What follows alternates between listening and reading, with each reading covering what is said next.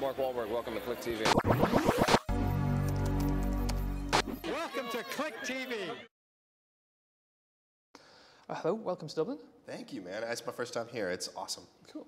And you're going to get a chance to do anything? Or are you... Tomorrow, I think we have a better part of the day to look around. Cool. Well, animation is a really long process. So can you remember the first day or when you first thought of this idea or when it came to you? Yeah, it was about 3.5 years ago. I was finishing up Winnie the Pooh and started thinking about what my next project would be. And John Lasseter always encourages the directors to find what they're passionate about and tell that story. And as a kid, I loved Disney animation, and I love Marvel comics. And how lucky for me that Disney had just purchased Marvel.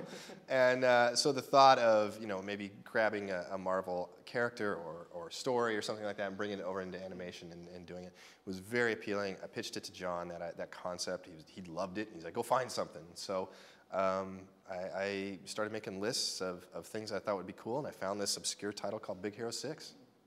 And did you ever feel, because the story isn't really at all like the original, Not really. Did you ever feel like you could have been a bit more beholden? Or? No, it was never meant to be. It was always meant to be something inspired by. It was never going to be a direct translation, and that was by design. I mean, early on, Marvel, when we first picked Big Hero 6, we sat down with Marvel, and they said, look, guys, don't worry about setting this in the Marvel universe. You just don't have to worry about that. Don't worry about Captain America and Iron Man. It's like, they've got all that stuff worked out in the live action. And they said they were really interested and love to see just what we would do with this and take it and make it our own and make your own world. And so we got very excited and developed this crazy city called San Francisco in this alternate universe. And so we basically took the characters' names and kind of reworked it. Basically told an original story. Well, there's loads of things to like about the film, but obviously everyone's talking about Baymax. Yeah. I mean, when did you realize that he was going to be such a hit with audiences? Was there a point in production? Well, Is it because of you? Did you do that? Did you take credit for that entirely? No, God, no. He was always a favorite at the studio. And I'm not going to say that I knew he would be a breakout character at this moment that I'm about to describe, but I did know that I found something unique. I went because I was concerned about the robot. We knew what his function in the story was going to be. He was going to, our main character was going to suffer the loss of his older brother, and this robot was going to become a healer and a surrogate big brother. It was always the emotional story. But I was a little worried about the robot himself, Baymax, because there's so many robots out there.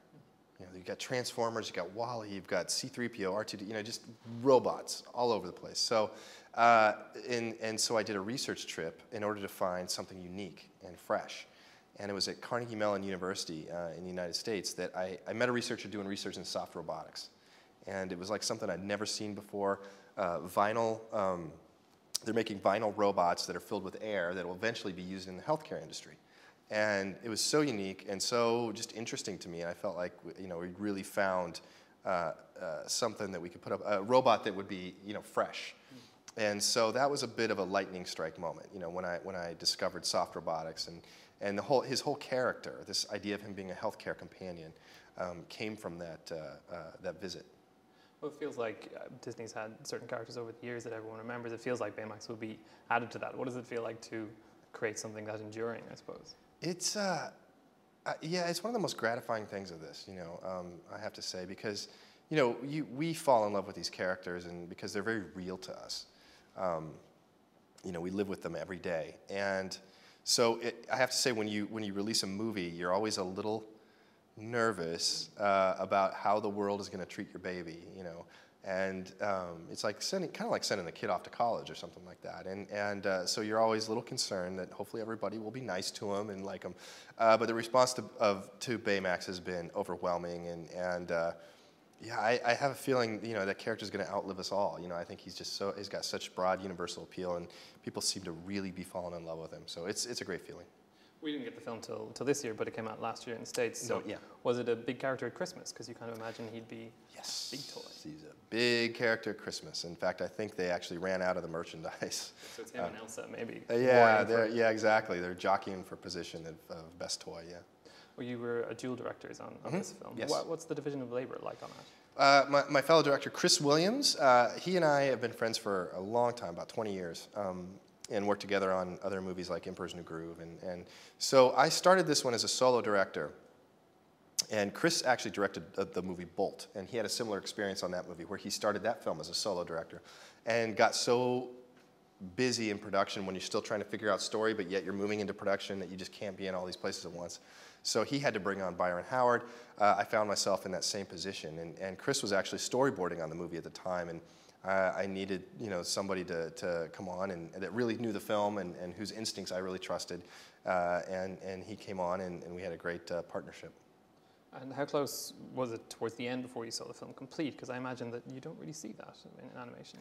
No. We always have a saying, it's like, the films are never really done, they're just released. And it's never more true than this one. I mean, we pushed it. We pushed it really far as being able to make changes. Right at the very end, we were still making, little sound effect changes and music changes and stuff like that. And how did, because I know there's this story trust that movies go towards. Yeah. How do things change? I know material was deleted. There were extra villains at one point. I mean, how do you make those decisions? I suppose. Well, it's sort of like I always equate it to like an airplane taking off. You got to get rid of all the dead weight in order for that plane to take off, and so some of that stuff, like the extra villain that you're talking about, was always a darling of a lot. Everybody really loved the sequence, but it didn't further the emotional story, and it was an isolated kind of gem, and sometimes you just gotta do that. You gotta kill your little darlings, and that was one. And so that happened a few times on this film, but ultimately I'm so proud of how it turned out, because it's got everything that I ever wanted it to have. It's got all the aspirational superhero stuff, but it's also got this really heartwarming, emotional story as well. You got an Oscar nomination. Congratulations for Thank that. you. But if you had to pick one of the other films in the category, was there any you particularly liked? Well, I liked them all, actually. Oh man, if I had to pick one, wow, you really put me on the spot. Yeah, I haven't seen all of them yet, so I'm wondering. One of them's Irish, so I know. I might have just be because I'm seeing it tonight. I might have to go with Song of the Sea. Okay. Are there any other films that you've seen this year, or you're looking forward to over the next little while? Not animation, any sorts of films. Oh yeah. I loved Whiplash. Oh, yeah. Oh my, have you guys got that here yet? Yeah, well, it's coming out. I think it's coming out this week. Last week. So. Okay, did you see it? Yeah, I loved it's it. I've seen awesome. It 3 times now. Oh, really? Really? Yeah, man, I was blown away by that. I thought Foxcatcher was really good too. Not as good as Whiplash, though. What's that? Not as good as Whiplash. No, probably not. Yeah, those two. I'm backed up as far as movies go. I got a lot to see.